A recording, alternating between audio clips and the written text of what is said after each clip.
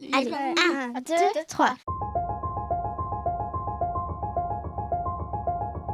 Bonjour à tous! Nous sommes des élèves du collège Paul-Éluard de Noyon et nous allons vous parler de l'usine Jacob de Lafont. Vous connaissez Jacob de Lafont? C'est une usine noyonnaise qui fabriquait des baignoires en fonte. Après plus de 100 ans d'activité, elle a fermé en 2007. Ça fait vraiment partie de l'histoire noyonnaise. Ça vous dit d'aller voir les anciens de l'usine? Mais bien Oui, sûr! bien sûr.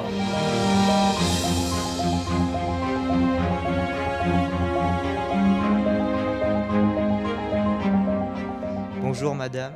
Bonjour Mathis. Bonjour Monsieur Carton. Bonjour. Bonjour Monsieur Verglas. À quel âge avez-vous commencé à travailler chez Jacob de Lafont? 17 ans jusqu'à mes 59 ans, jusqu'au bout. T'es en 6e? T'es forte en calcul? Je suis né en 1958, je suis rentré en 1976. 18? À 18 ans. À 18 ans, tout à fait. J'ai commencé à 19 ans. Et j'ai travaillé pendant, je dirais, 39 ans. J'ai commencé à 16 ans et j'ai fini à 60. J'ai travaillé 44 ans et quelques mois en plus. Ça fait long. Hein. Je suis arrivé en 79, je suis parti en 2008. Vous êtes venu en France pour travailler. Pour travailler. J'ai bossé à la fonderie 1900, le 8 décembre 1972.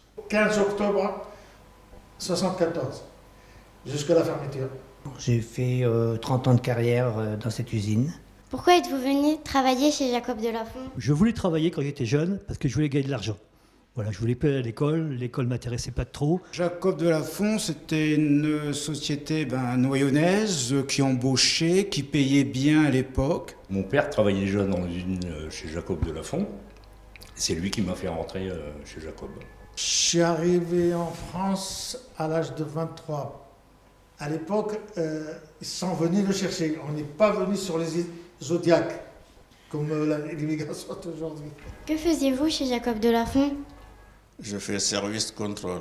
J'ai commencé au service contrôle, puis après je suis passé à l'émaillerie. Pas du tout le même boulot. Un boulot un peu peinard et l'autre un peu moins. J'ai occupé plusieurs postes. Alors, j'ai commencé comme mécanicien.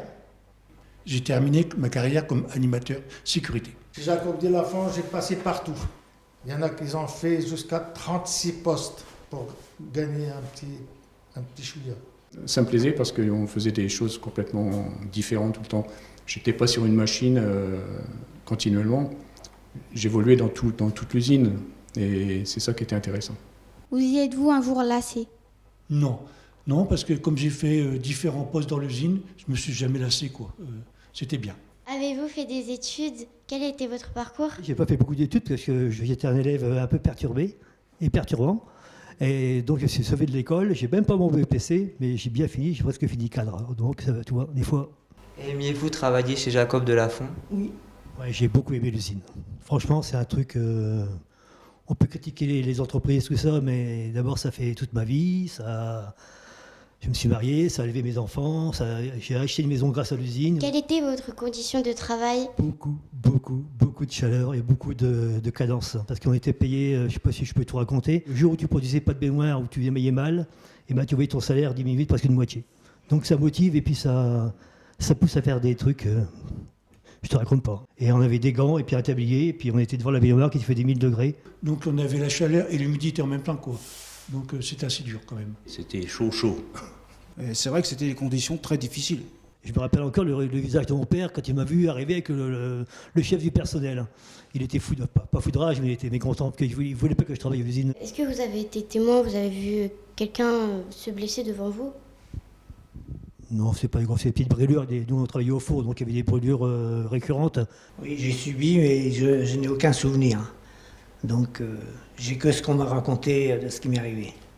Par contre, moi je peux vous en parler parce que j'étais présent le jour de son accident du travail. Avec les collègues, on l'a ramené dans le bureau, on a appelé les secours. Bon, il avait pris un gros choc dans la tête avec un appareil de levage.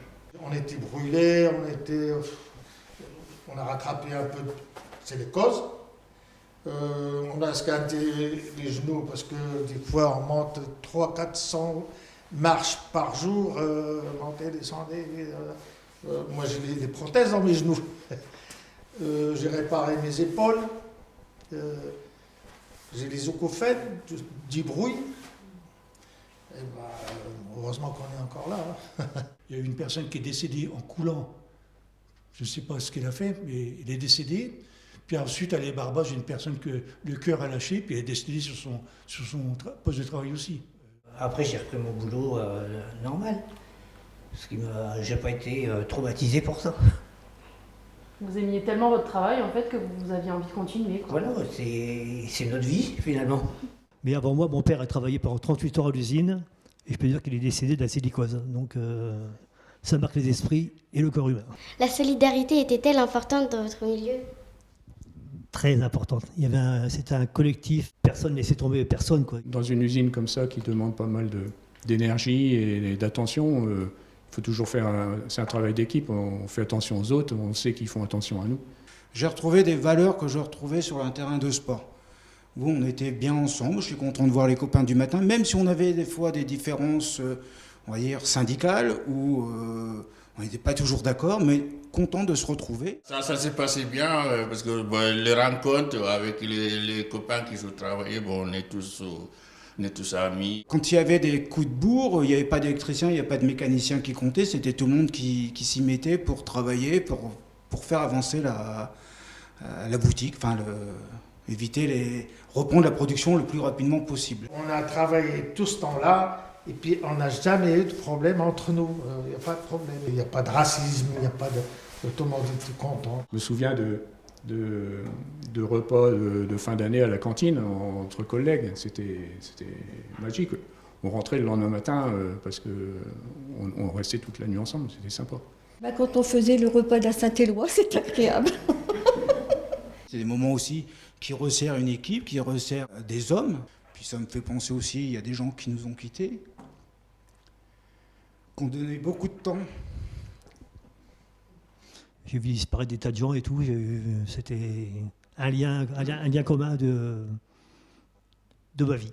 Voilà.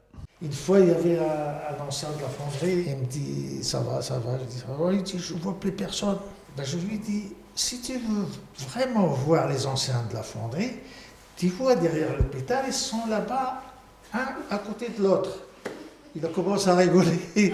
Au début, il n'a pas compris, mais à la fin, il a réagi. Donc, quel a été votre meilleur et votre pire souvenir chez Jacob Delafont? Une anecdote qui n'a rien à voir avec le travail. J'ai rencontré ma femme là-bas. Wow. Elle était laborantine et puis moi j'étais mécanicien. Alors, comme je la voyais quitter son laboratoire pour aller à la sablerie, moi je l'ai vue, j'ai fait le tour pour dire tiens, bonjour mademoiselle. Il y avait de la fumée qui sortait évidemment, il y avait des petites particules et ça tombait sur les voitures, sur nos jupes. On avait des petits points noirs sur nos jupes, sur les voitures. Sur les voitures, c'était plus difficile à partir. Est-ce que vous avez ramené un souvenir avec vous? Plein de petites baignoires en fonte émaillée.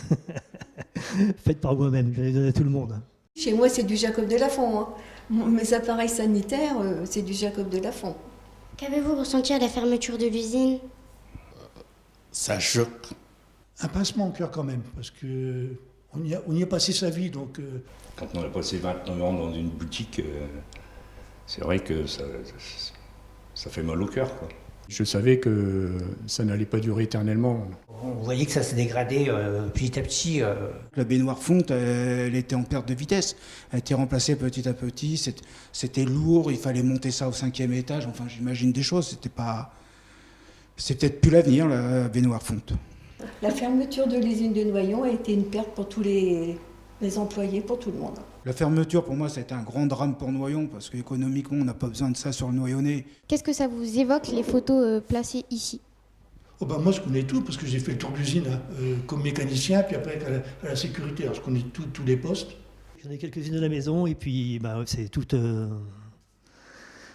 des souvenirs de l'ex-entreprise. C'était...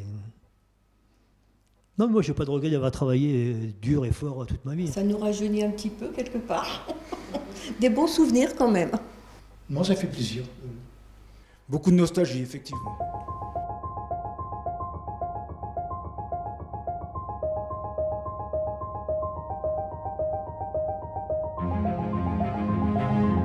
Mon bureau était ici.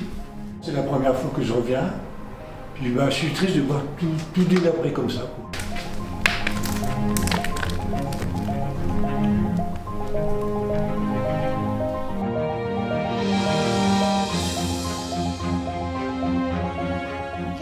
souhaiteriez-vous passer à la jeune génération? Il faut bosser, c'est tout. Il faut bosser pour arriver, c'est tout.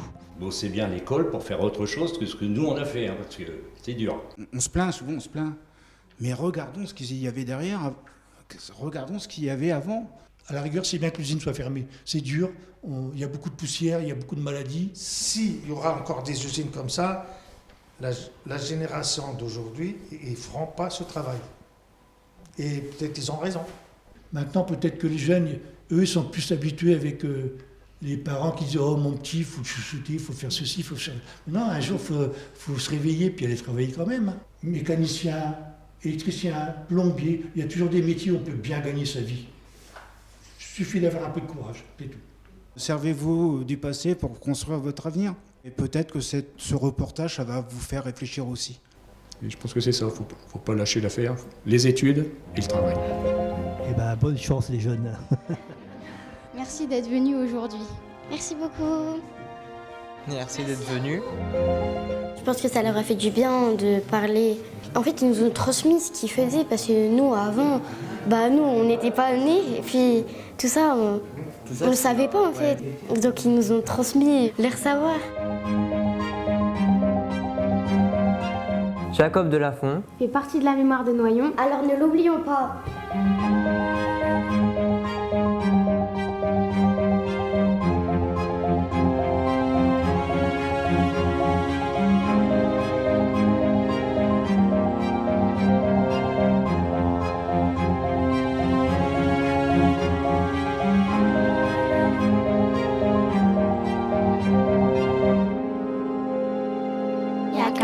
Yakamovie.fr